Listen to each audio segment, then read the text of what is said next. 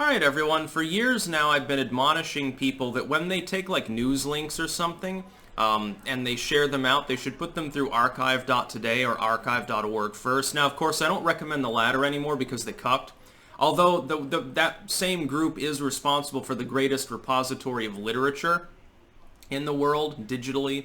I do owe their site a great deal of my income, technically. I'm thinking of donating to the Internet Archive to help them fight this dumb legal battle where they're being sued over basically allowing U.S. education to continue functioning during the lockdowns. I just think it makes them such piss ants, the fucking publishers. It pisses me off so much. And these are the same groups that'll charge you like $30 for a book that I can release to you for $6. So they're piss ants. Anyway, it's now time for the next step, which is the Archive Everything movement. I'm going to be getting a magnetic tape drive or something similar at some point in the near future in order to permanently as in longer than my lifespan under nominal conditions, store all of my important data. I'm not talking about topical stuff. I'm not talking about, some throwaway shit that I don't care about or infinite backups of my own videos, because those are backed up on so many sites, number one, partially backed up already to drive anyway. I back up the occult lit, gardening videos. Anything that's not political, because it's much less material, I've archived all of that, so that's fine.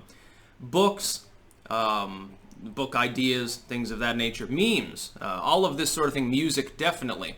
Begin archiving it all and store it locally, and I don't mean on a cloud. I mean, at the very least, have it on a good flash drive that you keep safe and dry. And that's only temporary storage, of course. That flash drive, after 10 years or so, has broken down and is no longer reliable. Assuming that the technology is still there, I just pop it in, retrieve the data onto a third-party device, and then archive it somewhere else later. It's easier to have much longer-term storage. Of course, keep storing it under good conditions. It can outlast your lifespan.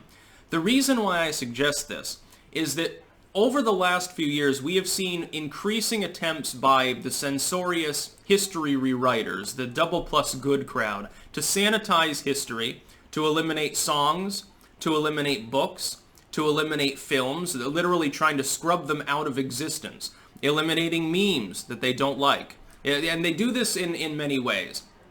The first is that because so many people are reliant upon the cloud or upon storing things in some online third-party fashion, that stuff can be easily destroyed. The second reason is that even people who are storing things locally, a lot of it's just short-term sort of stuff. They don't have any long-term sort of backup system in place because they haven't felt a need. They figure, well, I can store it in Google Drive. I can store it in the Apple Cloud. I can store it in Amazon will let me store it. The truth is you don't own that data. The truth is that if a group pushes hard enough, they can coerce those sites because they have more money than you to scrub your data too. To ban you from storing it, number one. To scrub it selectively, number two. People have had, apparently, they've had like their own files scrubbed off of Google Drive at this point because they were found to be inappropriate and they happened to be accessible. I think that that's crazy. I think that the idea that a person shouldn't be able to store their own storage on something that they themselves have permitted access to, supposedly, I think is itself cockamamie, but you can't blame them. Ultimately, I don't even trust my computer at this point. With Windows 10 being continuously updated and potentially remotely monitored through telemetry on a constant basis for wrongthink, I don't trust my own computer to store my data anymore. It's too it's too app-based and too interconnected to the broader world and not standalone enough to be secure at this point. At this point, if I wanted to store local data on an actual computer, I would get an old computer. I'd get some old desktop from 10 years ago, running an older version, or I'd get Linux on it maybe or something, and then I'd use that for storage. But I mean, even then, hard drives break down too. Maybe a little bit slower, and this is maybe debatable in some cases, I would myself suspect, maybe slower than a flash drive, but still, you'll outlive it most likely. Ultimately, I think solid-state drives are great. I think that hard drives should be basically a thing of the past. If you want something that's longer storage, magnetic tape, and some of these other things are more reliable, again, stored properly. But you should archive if you have like memes that you really like. Just think 50 years from now, you could be the only one with a copy of it. You should store it. I know that people, for every single generation, they're like the toys of their childhood, they throw them out or something like that, or they sell them for 25 cents at a yard sale, and then 20 years later they find out it's a rare collectible. I'm not going to miss that gravy train, number one, potentially, in the raw fiscal sense. Number two, jeopardize my entire work backup for the last 5 years by relying upon unreliable sources of storage. I have already archived on Drive all of my occult videos, all of my occult literature videos, all of my work files, all of the source files for my work. I'm going to be backing all of my memes up, especially the Andy 6 log posting memes. Everything, pictures, films potentially in various qualities, needs to be backed up. And it's not that much work to maintain such a system. Look, you could have a little rack with 4 or 5 USB drives on it ultimately and store most of that stuff. Unless you, I mean, if you're going like full 4K videos or something, yeah, it's going to eat up a lot of data storage. Those probably are less likely. You should prioritize what's most likely to be banned. And I'll tell you, here's a few categories. Number one, literature that has to do with academics that isn't fully modern. And of course, what's modern 20 years from now won't be, so archive it anyway. Academic materials, generally speaking, especially the old ones. Religious materials, and we're talking mainly literature here. I would say music, especially music that could be considered edgy. And keep in mind, what's considered edgy now and what's considered edgy 20 years later are two different things. Eminem was edgy 20 years ago. Nobody's trying to scrub his music. Meanwhile, some song from the Victorian era, they do want to scrub it because it has a racial reference. Keep that in mind. 100 years later, people might attack that data. Number four, and this is probably the most important, ultimately, anything related to your work. Memetic material, anything occult. If you're into that sort of stuff, that's the most easily scrubbed of all because it's more of a niche audience.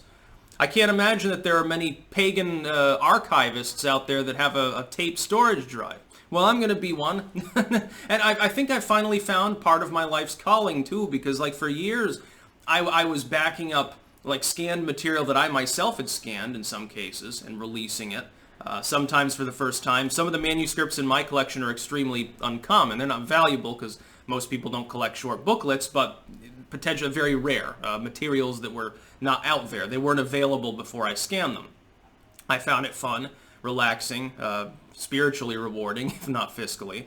Part of the reason why I release literature, it's related to wanting this work to perpetuate. I want these works to be physically available for the next generation. I'm not confident that they will be unless I take initiative. And if other people take initiative too, look, a dozen people can go through a small library's worth of works fairly quickly and digitally archive it, if not make it available for a paperback sale. It's not even that hard. And the drives are, not that difficult in cost. It's not like, we're not talking about a storage device the size of a refrigerator, although you can set up a very sophisticated setup potentially.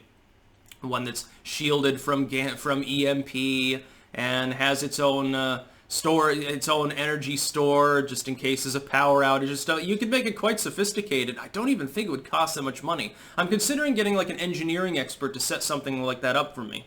Something with a little robotic arm that's capable of connecting or disconnecting the drive, has its own energy sink so that it can, perpetuate long term, shielded, of course, inert, filled with argon gas or something. I don't know exactly how we would do it. I'm considering the possibility, though, of a sophisticated local archive.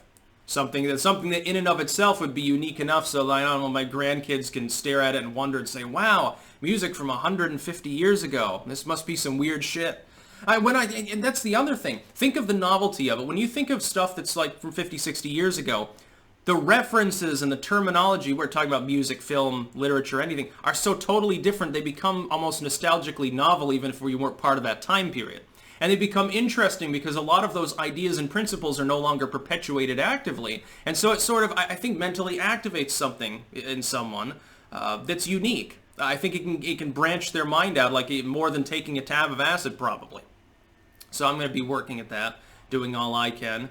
I have the free time and the drive and money in order to do that.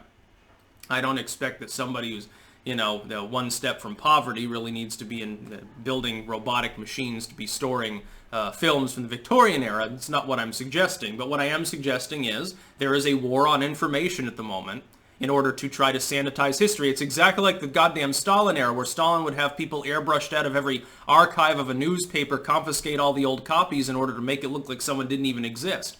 They're actively doing this. There are various authoritarian groups in the world that actively want you to forget parts of history because it's not convenient for their political or civic beliefs.